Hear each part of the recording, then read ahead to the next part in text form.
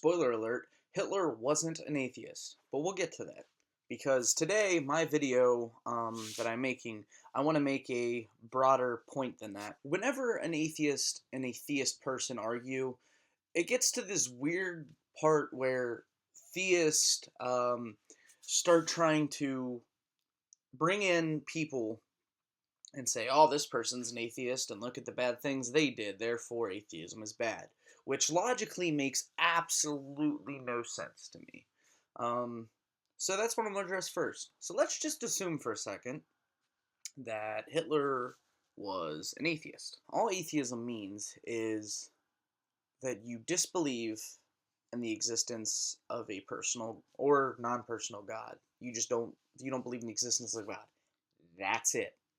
Now, Christians go and try to say that, because atheists don't believe in sin, they think they could just do whatever they want, they have no morals, and then they do evil stuff like Hitler. Which, even if that was true, Hitler is definitely in the minority of, atheists, because, again, this is a hypothetical, would be in the minority of atheists who have done horrible, horrible things. So even if, he was an atheist, what he does not represent atheism.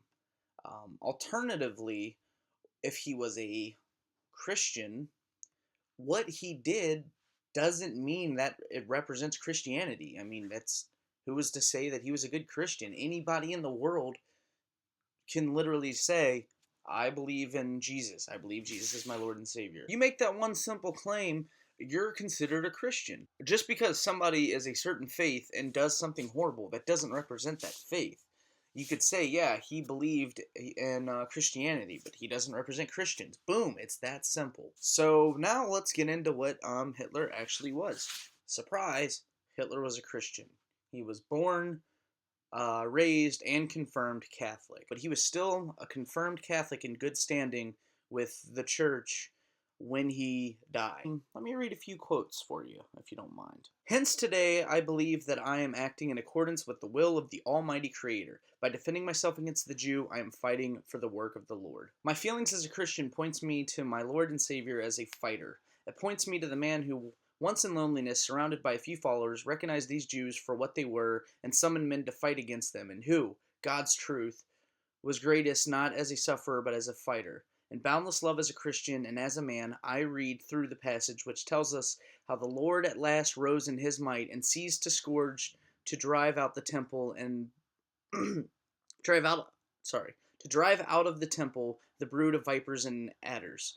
How terrific was his fight for the world against the Jewish poison.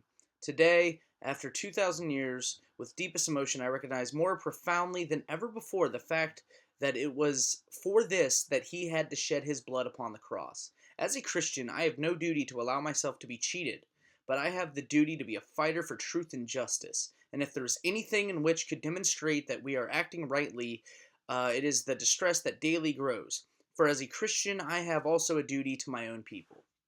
So Hitler was not only very much a man of Germany, he was a man of God.